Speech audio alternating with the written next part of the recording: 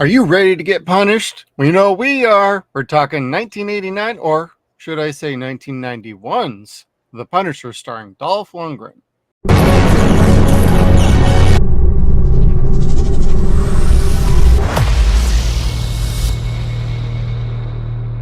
Welcome back, everybody, to another 0 Point Reviews with Kevin and Jeff, where we get into the good, the bad, and the ugly of every movie we review.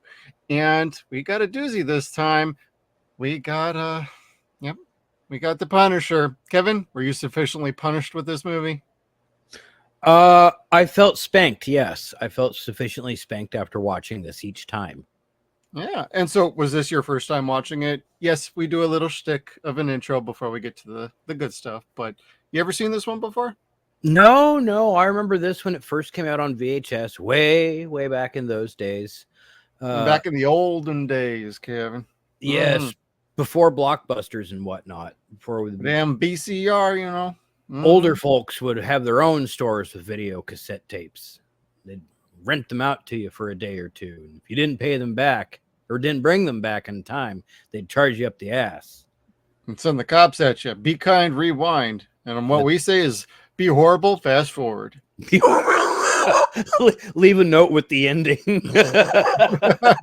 Depends on which ending you want to talk about, because there's like 3 different endings, depending on the cut of the movie you watch. Okay, so explain that to me, because now when I was a kid, I saw the VHS and lost my fucking mind because The Punisher, and it was Dolph Lundgren, and I took it home and it was like the most disappointing shit I'd ever seen. And then forgot about it for years until the DVD came out and bought that just to have it, and then forgot about it for years until this weekend. So what's this 1989, 1991 like deleted scenes that were cut but were really good? You told me all this stuff. I didn't know about this terrible movie. Yeah, so initially, like, it was released internationally in October of '89, and then this came out in like April the following year. So about 6 months later, it came out here in America. Now, I don't know much about beyond like how wide a release it really had in America. New World around this time was having some money issues, and this was kind of the tail end of their era before things kind of dispersed and went many different directions for New World Entertainment or International, whatever they were, and ended up being called at the time. I still have like New World VHS tapes back here, so I'm still a fan of them.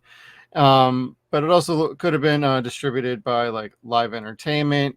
But the cuts that I was watching, I have my Australian releases and United Kingdom, and these contain the different cuts of the movie. So they come with the New World International logo.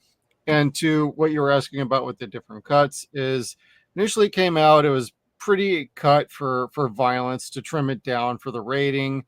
And then later there was the uncut version where you could see like the extra gore and the extra emphasis on the violence in this movie.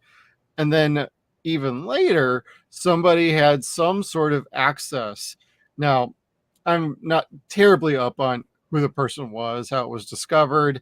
I was trying to do a little bit of that research today, but I got kind of tied up on a few other different things. But somebody had the work print, which is one of the initial prints before it gets chopped down for pacing issues, whatever. It's just basically one long assembly cut, like say the assembly cut, before they send it off to get edited down for, hey, tighten this shot up, hey, change this around, hey, maybe we want different music in here. And the big thing about the work print cut is it comes with a 16-minute intro that is nowhere to be found in the movie otherwise. It's basically Frank Castle, and basically, you know, all the characters regarding the normal life of Frank Castle. So you got him, his partner, his wife, and his 2 kids. You get quite a bit setting up like who he is as a person and the events that led to his family unfortunately being subjected to a horrible tragedy and blown up in a car bomb. It was very good, actually. However, it really does slow the movie down quite a bit, because as it is, the movie moves right along the second it gets started. And the decision was to cut it out because it's nothing you couldn't tell in a flashback scene. But I argue this shows you the goodness about Frank before he got turned into the Punisher. So it's kind of a back and forth on whether it should be there or not. Ultimately, I feel like it doesn't need to be there. It is nice to see as an extra cut of the film, though, so you can kind of appreciate it as this is maybe more an extended cut, not a director's cut. But the uncut version is the one I tend to prefer the most, because I think ultimately just the addition of the extra violence and the gore scenes, I think that really helps. I just wish somebody would put out a really good quality release of that, because you could tell every time they go to one of those scenes goes from pretty okay DVD quality or Blu-ray quality to then back to VHS for a few seconds. and it's that brutal of a quality transfer, but they look as good as they could. But I would love somebody to go back and like give this like a once over, even if it's just the uncut version. I'd like to see it all completely redone. Doubt that'll ever happen, but it just goes to like what I remember when I first got introduced to this movie is I saw this on VHS tape like you, but for years I only ever watched it on TV. I never actually owned the VHS tape. So whenever I would see it on TV, it was clearly the cut version. And it might have had even additional more cuts for certain violence scenes and whatnot. So some of my memories were like, I don't remember that and I don't remember this, but I do remember the little semi truck rolling up with a bottle of Jack for one of his little inside people that Frank liked to talk to in the movie. So, but I enjoyed it for the most part. I've always had it on like a DVD once it came out on DVD, but then I didn't know about like uncut things or work print things until a few years ago with the Blu-rays. And like I said, I got my Australian release with my American DVD still in here from Artisan Entertainment. So I kind of double packed it. Oh, cool. And then a couple of years ago, I picked up a limited edition Steelbook. Neat. This is from the UK. This damn thing is dope as hell. The Punisher name and the skull is embossed. It's super cool. It's one of the prides of my collection. So, and I have yet to have actually watched this one. It's region locked, but I have a region free player. I also have a computer that can play it, but I haven't tried it out yet. But this is what I watched for prep work here. I just had the old DVD. Hey, nothing wrong with that. Yeah, the old Artisan DVD. Yep, that's basically what's in here. I just got rid of the case many years ago. Fair enough. And like, there is nothing in this picture as cool as what's on your Steelbook. Absolutely nothing. Well, it's a gorgeous bloodied skull look, and ultimately, if anybody can track this down, this is region free. This will play on any Blu-ray player out there. It says it's B locked on the back. It is not. I played it just fine on a 10-year-old Blu-ray player over here. That is not modded. So this plays just fine. I can confirm that. Nice. Very nice. We would put an Amazon affiliate link down below, but Amazon doesn't really have the affiliate link working for this particular edition, unless you go through Australia specifically. But you can find copies of this on eBay and whatnot. So I encourage everybody to check it out. Now, Kevin, let's talk about the good, the bad, and the ugly of 1991's Punisher, because that's when it came out in America. I seem to remember that like way more tan 89. Like I was looking at the years. It was like 89. Like, is that how I missed this in the theaters? Like, was my head so far up Batman's ass at the time that I just totally missed this? But no, I actually thought that watching this today too. Again, I'm like, this technically came out around the same time. God damn. But also so did the Captain America movie. Yes, I remember that. And I remember that was more 1990, if I'm right. I think so. Oh wait, now that I think about it, 91 from 89. That's a year and a half, Jeff, not 6 months. I remember like the big disappointments were Captain America was not that good. This was not that good. And then my heart was so set on the Fantastic Four coming out. And then nothing ever happened. Like Poof. no one ever mentioned it again until I was an adult and the internet became a thing. And it's like, And then it materialized on YouTube for everybody to watch. yeah, which I still think we should watch along because they can't shut us down for that. No, Nope. nobody owns it. Hell yeah. We'll definitely get that in the cards, especially if we end up doing the Captain America movies. But if I have a say, I don't want to do that unless we're getting paid for it. So, y'all, you might want to hit the donation on the Streamlabs link that's in the chat here. That's the only way that'll happen. Or unless we get monetized. We do shill. We do shill. I'm not gonna lie. Goddamn right. But no, you're pretty accurate about that timeline, and I hate that Captain America movie. It was really bad. I mean, I know it's by comparison, this movie is a fucking godsend. Yeah, I will, but I don't want to watch that movie again. I don't. Like, we don't get the Punisher in his costume in this movie. You get Captain America for just a couple minutes in that movie, but then the rest of it is so abysmal. It's not fun. It wasn't good. Right. The bad guy was really bad. I put Lady Tanaka here for the good, not to transition us back, but I will, because the film, as you say all the time, is only as good as its villain. And unlike Captain America with its Italian red skull, like, Lady Tanaka was genuinely scary in this as a villain. Like, she really was. She was pretty goddamn rad, especially with her partner or assistant, I mean, who didn't actually have a character name. She's just called Tanaka's daughter. Yeah. Who is kind of like... I'm going to call her Titi. Titi. She had a couple of them. But no, as a duo, they actually really brought a good charisma and presence to the role.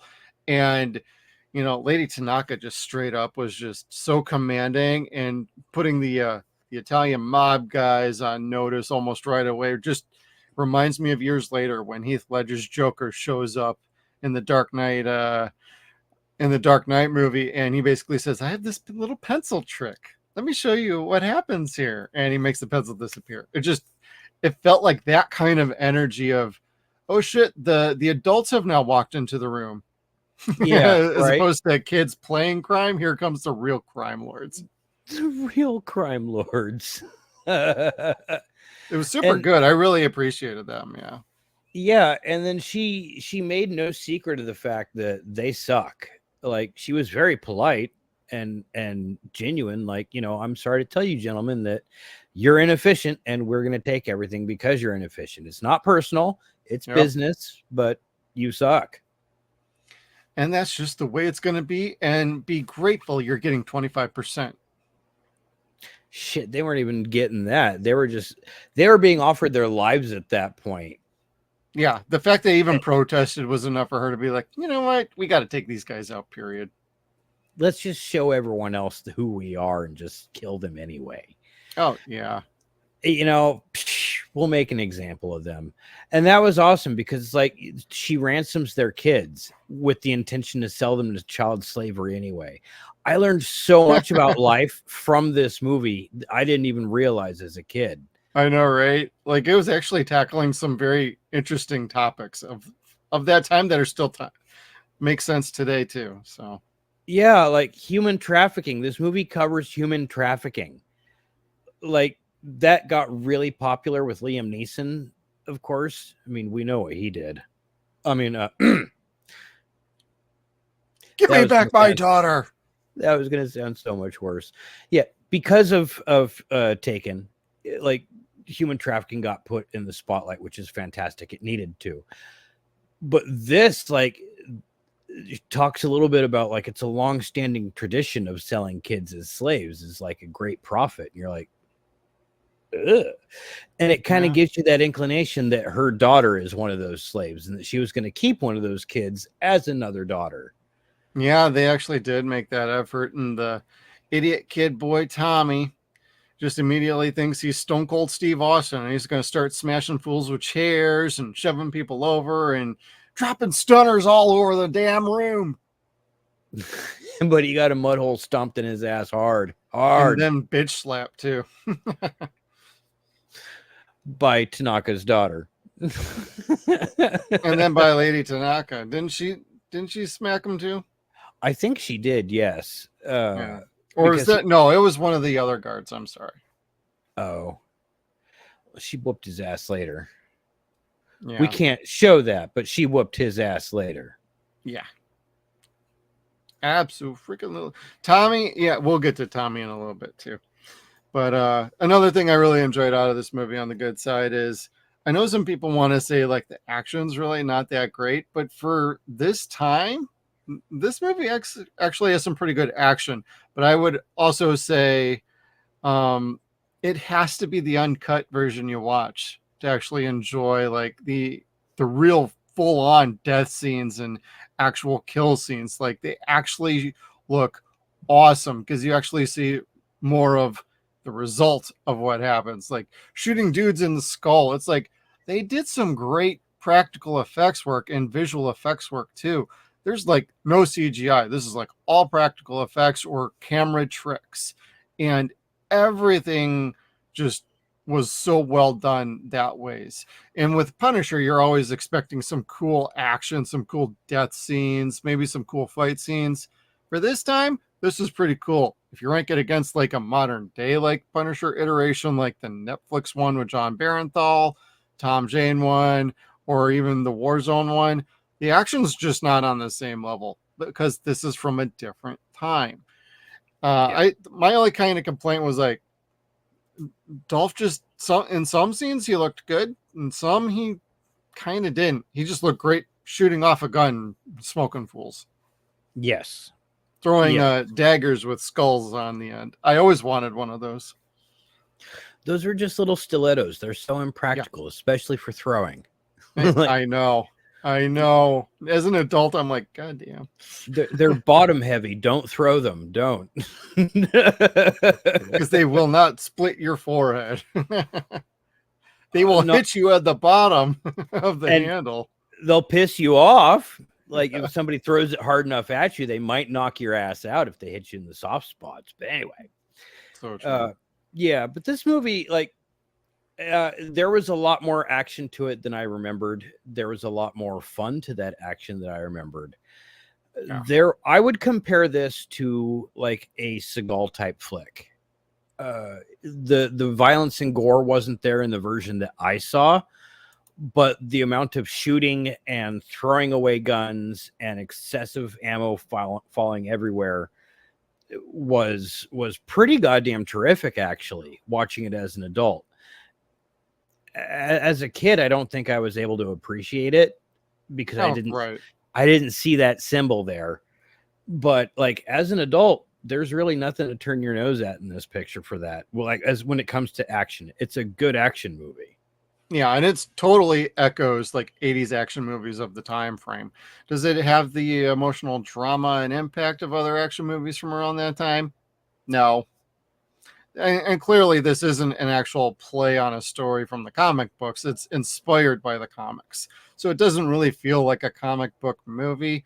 I mean, that's not a bad thing. That's just how a lot of these movies were. Captain America, that none of them were even trying to be a comic book movie at that point. But what's funny is you mentioned Steven Seagal, and he was actually rumored to have been interested in being Frank Castle in this movie at one point, even though it was originally given to Christopher Lambert. Who I would have also been okay with, I guess. But so here's the interesting thing. Who else better could you have seen at the time in your head than Dolph Lundgren? Like only other one I could say already went and did his own kind of version of this movie, and that would be Stallone when he did Cobra. Yeah, okay. I could see that. Because you do need some, like, your background on your picture specifically behind you shows how big of a tank that Frank Castle was. He was a beast of a man. And he looked like he could fucking smoke fools. He looked like he was former military turned police officer. So that's what They I would made me argue retire. about Stallone. He would have looked good. I don't know if he really would have fit the role. I could have seen Christopher Lambert doing it, but he would have had to have bulked up a tick.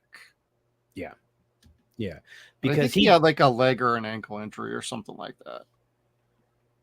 if I would have seen all the stunt work, the zip line work in general, I would have faked an injury too. Like, I you're would gonna have rig that up my asshole? No. No, I'm gonna go back to exploring a Highlander 2 as an option. Franchise, baby, franchise. Zinga! And then somebody called this the first good Marvel movie. Debatable. It's debatable. I'm not going to say it was not Captain America. No. But by comparison to that, and at this time, how many were actually made? Yeah, I could see this was the best one at that time. 2 Captain America movies and officially no release to the Fantastic Four movie. And it made you wonder, like, how much further would they have gone into Marvel with some of these characters? Like, would you have started dipping into Bill Bixby and the Hulk and Daredevil and that thing? Or what would we have done here? Well, see, that's the thing. Like, do you count the Trial of the Incredible Hulk as a movie? It was a TV movie. Yeah. So, I mean, kinda. I mean, that was pretty rad, but you did at the same time for parts. Yes, very much so. Like, you took it as a movie because, like, that's what you had at the time. Like, you had no other level of comparison, and that was as good as it got. So, I mean, you kind of had to take that into consideration too. Like, this is a Punisher movie because they're telling you it's a Punisher movie. Yeah, pretty much. Yeah, you don't always necessarily see the Punisher because you don't see that skull. But at the same time, in the action sequences, you do see the Punisher there. Like, you really do. Like, if you're looking at him from the back, if you're not expecting to see that skull, like, this is kind of watching a Punisher movie. Like, Dolph Lundgren does a really good job in those action sequences. Yep, and he does look good as Frank Castle as the Punisher. So I give him, like, you see the background on our even main screen here. You look at those eyes and that hair, it's like, he's got the look for it. He just didn't quite have the chops for it. Yes, I will agree with that. That's very polite to say too. Got any more good points, or do we want to get onto the bad? No, I think that's going to segue pretty well into the bad, actually. Let me see if I could find us here. Yep. Bad. The bad in the movie is also going to be Dolph Lundgren. Like, and I feel bad for saying this. Duck Lips. Yeah, the Duck Lips was fantastic. Like, anyone that's ever played Army as a kid that's made Duck Lips shooting the machine gun, you don't have to do that when you shoot a machine gun in real life. I mean, it's cool, but you don't have to do it in real life. Damn right.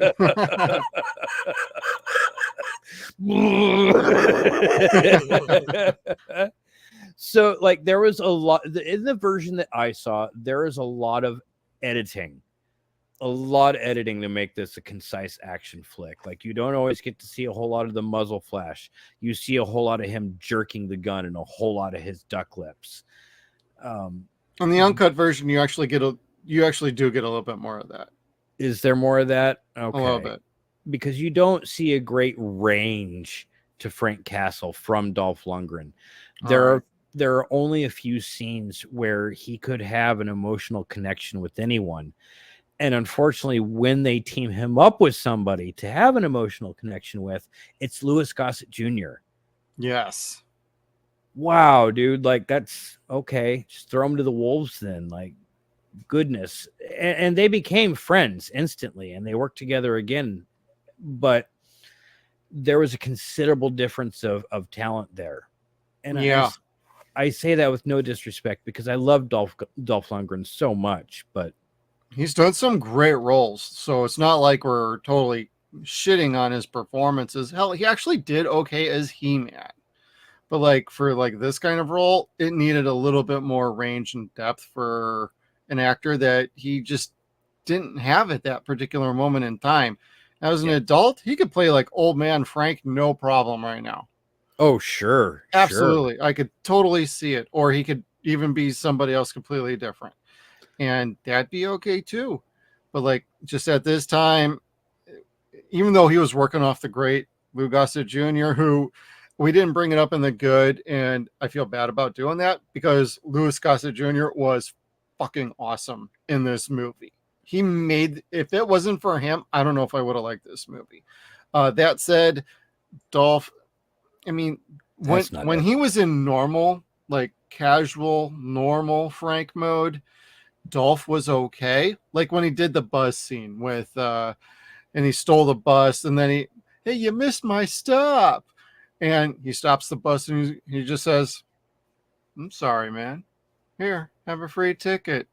Hey, thank you. And he's like, don't mention it. It's like those kind of scenes worked. It's when he tried to be like possessed by his personal demons of what happened to him as he's been locked up in an interrogation cell or isolation cell. And Louis Gossett Jr. is just trying to talk to him and be like, you're my buddy, Frank. I need to help you. What is wrong with you? What's happened to you? And all he just looks like he's been on a bender for like 3 weeks. Like, okay, we keep changing emotions here. And Frank has never been a psychotic episode like that. He's just psychotic, but he doesn't like suddenly flip to like, hey, I'm depressed and yada yada. And in a scene before that, he's like, yeah, I just rescued all these bitches and you're going to arrest my ass? All right, I guess we're doing this. Kind of, right? Like, so it's like, oh, man. And I don't know. And we'll talk about it more next week when we talk about Tom Jane. But like there are scenes with him and police officers that work out so much better and so much cooler with interrogations. Yes. That did not happen in this movie. Like you said, he seemed like he was on a bender, had been on a bender. Like he was half out of it.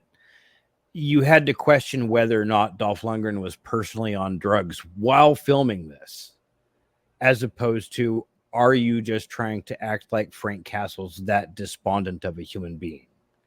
Yeah, I think might have been a little bit more the director just trying to be like, hey, we actually want you to do it like this in this scene. He's like, okay, you're the boss.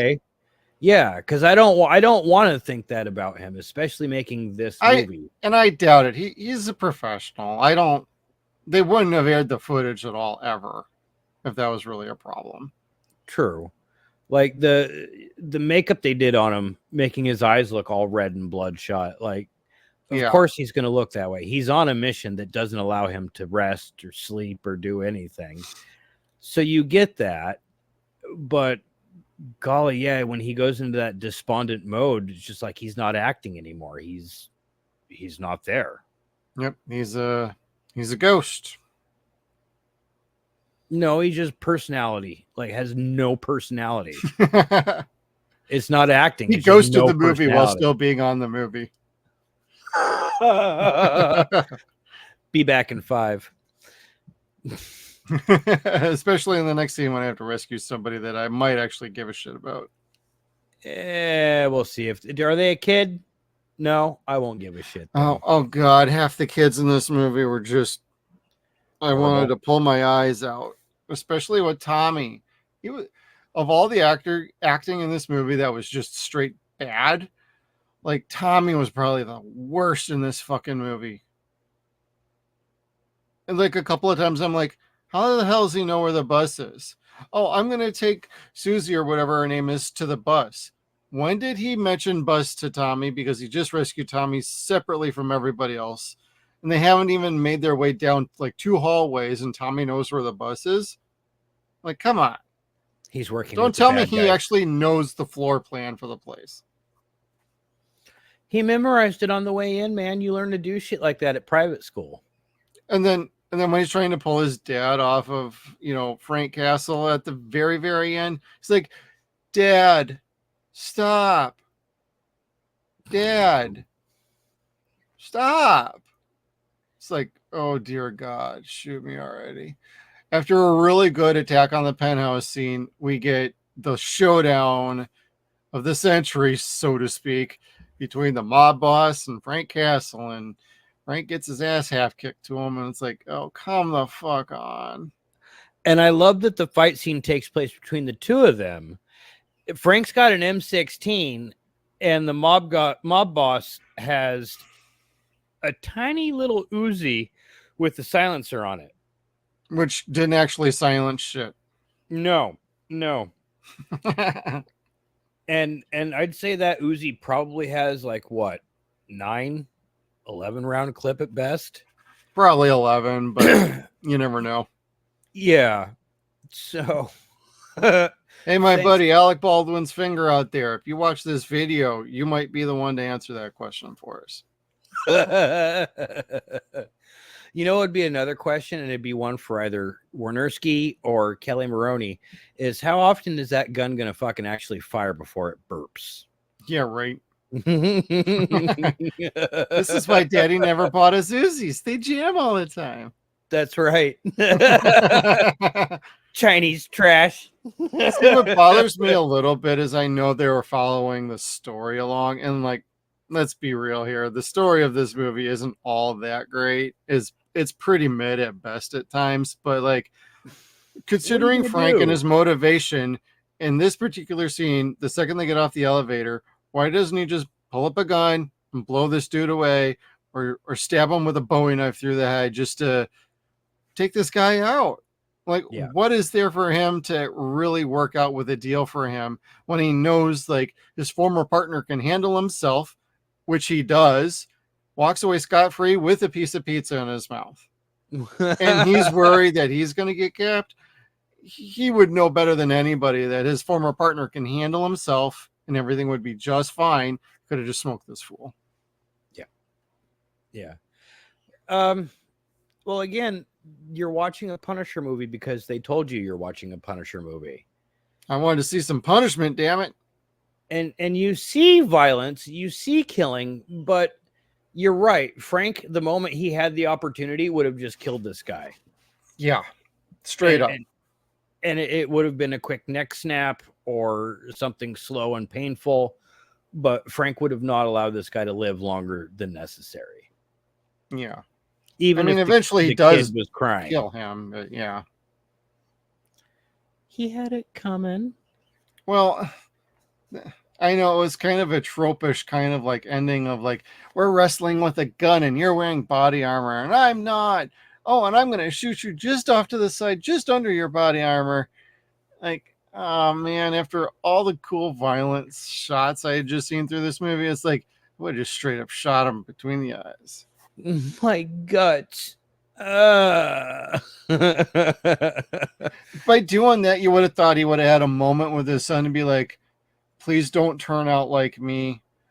And then he could have scored a brownie point with the audience being like, he knew he was a criminal and he doesn't want that for his son. And he really was doing the motivation for his son during the events of this movie.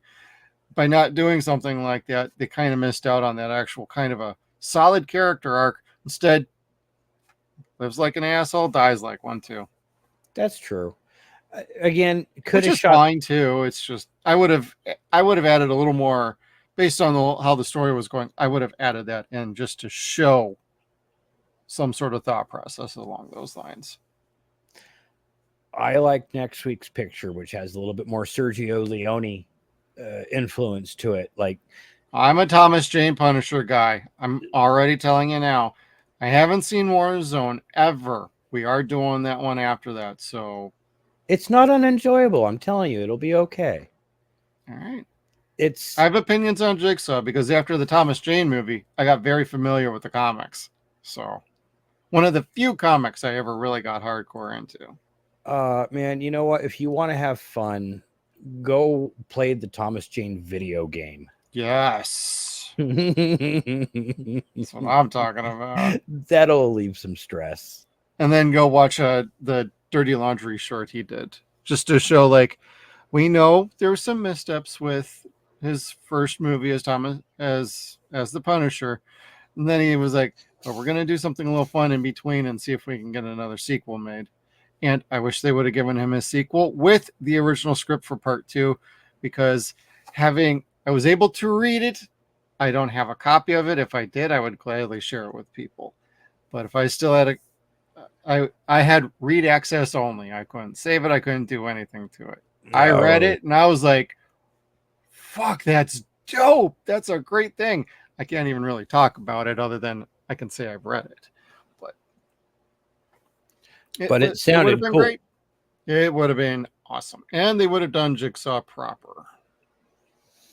They didn't in the video game. No.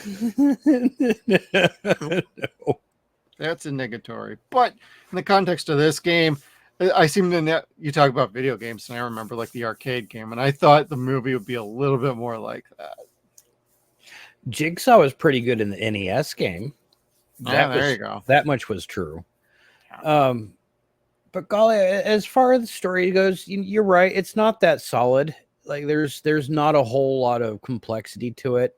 It's just the Italians learning about the Yakuza for the first time, which in the 80s, I'm sure that was kind of a new thing for white people. And then in 93, RoboCop 3 killed that idea. Oh, did they buy OCP?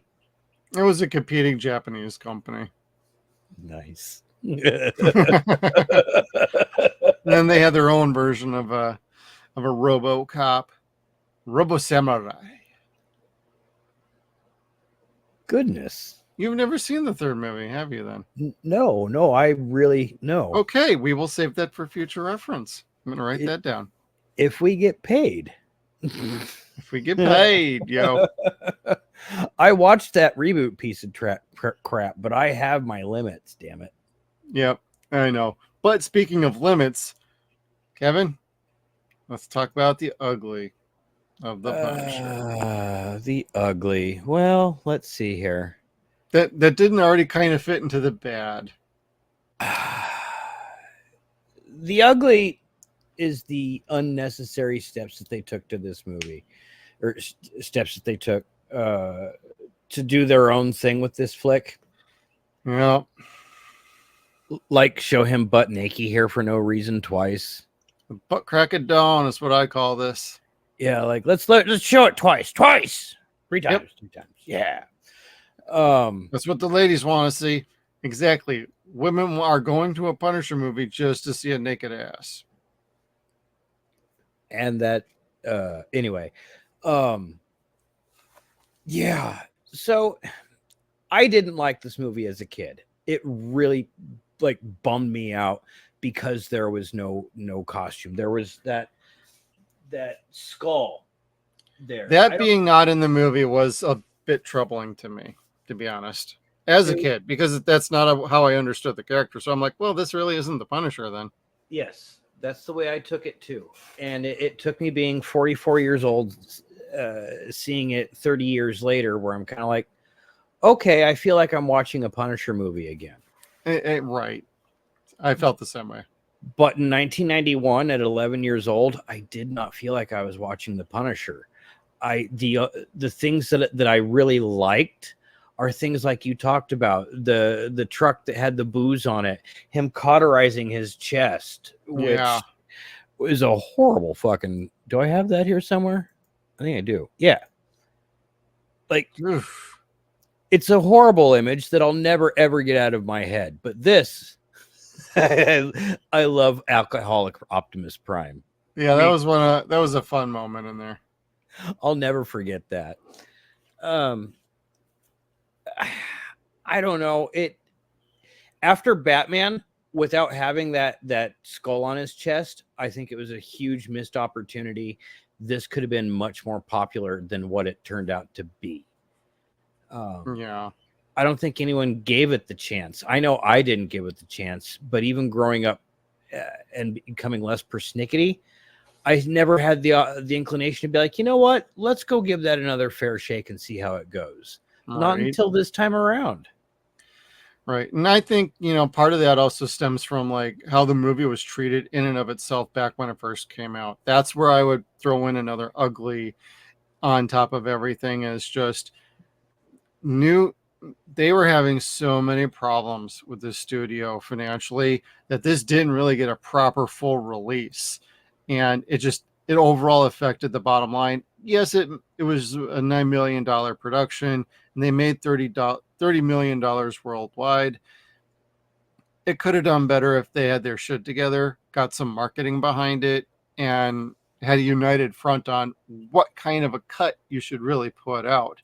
Do you want to kind of play it safe, or did you want to go a little more whole hog and give people like some badass action movie? And they could have edited it a little bit more. They could have polished up the effects that they cut for all the uncut scenes that I saw, that I talked about earlier about their quality. Like, you could have left that in, you could have polished it up. Ultimately, its initial theatrical release was a bit of a bust. Yes, it made money. It didn't do as much as it probably could have if people knew about it, or they instilled a little bit of faith in people wanting to try and check it out. Now, it's developed a cult following over the years, and I just wish, editions like these could be a lot more available to the masses so that you could actually go and check this out. Granted, I'm pretty sure you can see some of this on like YouTube and wherever you might be able to sail the high seas. I'm sure you can find the cuts there. I think some of the deleted scenes are on the tube as well. Or I want to say archive.org is another great place to check out. I believe some of that is there as well. But for any of you physical media people, like, trust me when I say, go find the Australian Blu-ray. It's really good. It does have some extras on there, but I also feel like this movie's been treated like shit on home video for years. So it's kind of sad how the movie's actually been treated, yet somehow still finds its way into a conversation where people just talk about Dolph looked great, except for his 6 o'clock shadow, and he wasn't very good as an actor, but it's still a Punisher movie in there. Yes. And then the other ugly thing I'll say about it is production value. That should be the word. Like, where'd the $9 million go? The cocaine that's all over the tables there? Is that what that's supposed to be, or is that supposed to be glass? That's glass and plaster from breaking through the ceiling light. Yeah, because if you look around that with the lights on, this is just a black set, and they're like, okay, get me some slot machines, get me some tables, put them all around. And pole dancers, let's go. Yeah, get the table over, or get the camera over there. Go. Getting jiggy with it. I don't know, but I love how he killed that one guy and then shot the rest of the room up. Yeah, I know, right? And there's only bullet holes in like just right next to the stairs. Oh, you get more than that in the uncut version, but not in the set here. Oh, I know. I know. Anyway. It's almost it almost feels like a different movie with the uncut version. Like, seeing all the gore, all the practical effects work that went into it. It's like, oh man, you kind of butchered this movie, yo. Well, I almost wanted to put that in the ugly, that the uncut version like should have been the cut. Then I'll stick that in the ugly, because now I'm kind of jelly. Like, golly, I would have liked to have seen that as a kid. I think everyone probably would have enjoyed that movie more. Let me take a quick look on archive and see if that is there. But yeah, I did really enjoy watching this again, and then watching the different cut was pretty interesting. So at least that information is out there. You just got to track it down just a little bit if you are not wanting to actually purchase a physical copy. But yeah, fair warning on the Steelbook, that was limited to 3,000 units in the UK, so that is a little not as easy to find. But oh wait, come on, I know, riveting review here, 1989. You got any other thoughts on the ugly, Kevin? Will I look this up? Golly. So somebody asked if you mentioned his 6 o'clock shadow, if they Mhm. tried making a skull with his beard. And I thought I noticed that also. Okay. I don't think that's actually the case. I don't Oh, know if they really? were. Yeah, I want to say they're not clever enough for that, or they weren't talented enough for that. I think it just kind of worked out that way, that his makeup was so pale, and Okay. that mustache that he had and goatee in a way was so thick at the 6 o'clock shadow, or the 6 o'clock hour. It just kind of accentuated more. But yeah, I could see that, how for how pale looking he was. And good news, everybody. Archive.org does have the different cuts of the movie on there. Yeah. And if you watch the work print, you still get all of mostly the uncut scenes too. Just Oh, as a neat. different opening. That's the biggest change. Very groovy.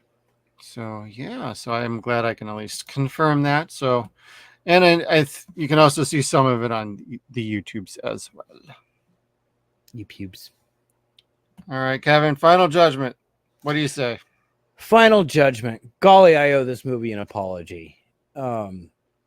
So I would have rated this on a level of like 1 to 5. I would have rated this a 4.3 as a kid.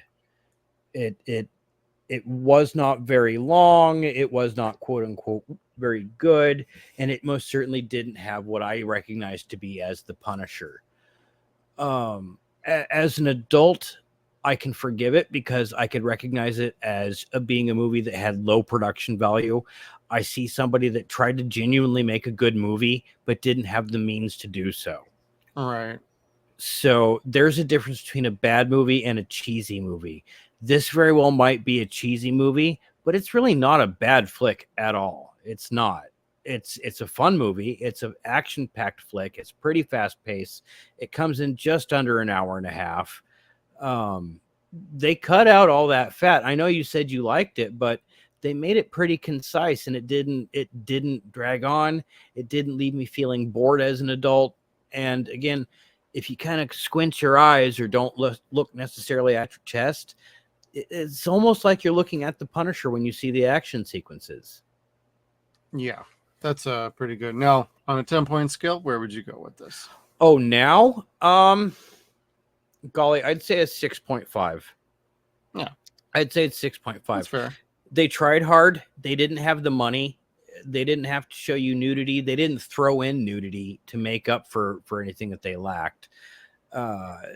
They did a pretty damn good job with what they had, and they were unapologetic with it too. They didn't want to have the flashy skull. Okay, I get it. You're Hollywood. You think that's silly. Just go with that next time. Have a compromise with the fans. Yep. And to a point, they do once you finally get around to the Thomas Jane movie. Yes. Yeah. And that movie was, well, we'll talk about that next week. There's 2 different versions for that, and I'm going to watch both. That too. Yep. Because well, we'll get into that at that time. But as far as like Dolph Lundgren's The Punisher movie, I like the movie. I can't say I love it though. I don't go to rewatch this one all the time, as opposed to any of the other Punisher entries, the show from Netflix, the other movie.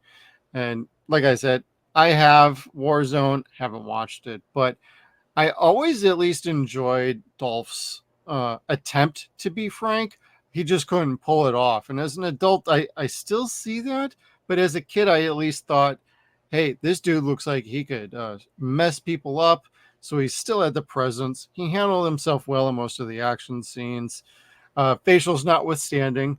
And what I just love Lou Gossett Jr. in this movie. He's just so damn good. Without him in here, bringing in the gravitas that he has and being able to try and guide Dolph along this kind of a character and story, he certainly put his working boots on, and he was fantastic in this movie. He even had some action scenes in this movie, and he was really good in them too.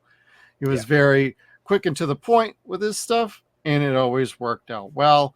And the story's short, the runtime you just mentioned, it's an hour and a half. It's a quick watch, everybody. And you don't feel like, regardless of what you think, if this is a bad movie or so bad it's good movie or good, or wherever you fall on the spectrum of rating a movie, it's a quick watch and you never feel bored.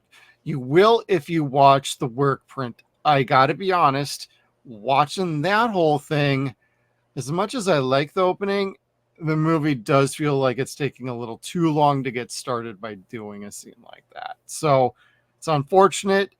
I prefer the uncut version. And if I'm going to give it a rating, I'm probably going to go probably 6.5 as well. I want to give it a 7 or more, but I just can't. Like, if you go just straight up on the theatrical version, what's been on TV, like, it's missing the uncut violence that should have been in this movie to begin with. And it helps the movie.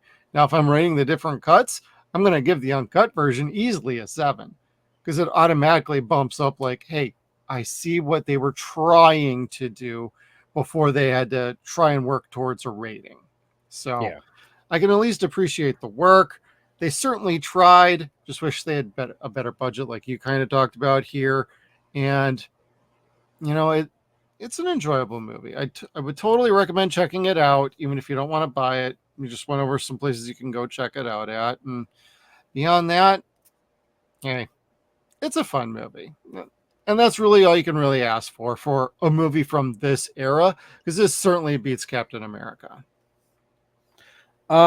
Yeah, like hands down. You don't have to wait throughout the entire flick to think maybe you're going to get to see your hero. You get those action sequences all throughout the flick. Yeah. And they're all fun. Like there's really no point in this movie where you're bored. You're bored throughout 90% of Captain America. I'd argue 95% of Captain America. Yeah. And that's somebody that owns both of the Reb Brown movies. Like, same here. Yeah, I'll never say an unkind word about those. Those are what they are, but that other movie is a piece of shit. Yeah, pretty much. Imagine if they had been trying to work towards like a team-up movie with Punisher, Captain America, and anybody else. That could have been interesting. The 70s and 80s Avengers. That's possible, Dave. The almost Avengers. The almost Avengers. That's what puts the A in Avengers. Almost Avengers. Almost. Well, with that said, thank you everybody for tuning in to the Punisher 0 Point Reviews with Kevin and Jeff. If you like this video, please hit that like button down below. Got any comments? Got any thoughts about this movie? You like this movie? You hate this movie? Put them down below. We want to read about them. And also, be sure to hit that subscribe button and the little bell notification. Stay tuned to all of our video content and see if we can get age restricted on another live stream this coming Saturday. Because that happened on our last one, and you never know when that's going to happen because we might be doing something wild and crazy. So thank you everybody for tuning in. We will see you next time. Make sure you check us out on all of our social media platforms. We got Facebook, Twitter. We are at Suns and Shadows. We're also on Instagram at Suns and Shadows Cast. We are at sunsandshadows.com. Thank you again, everybody, and we'll see you down the road.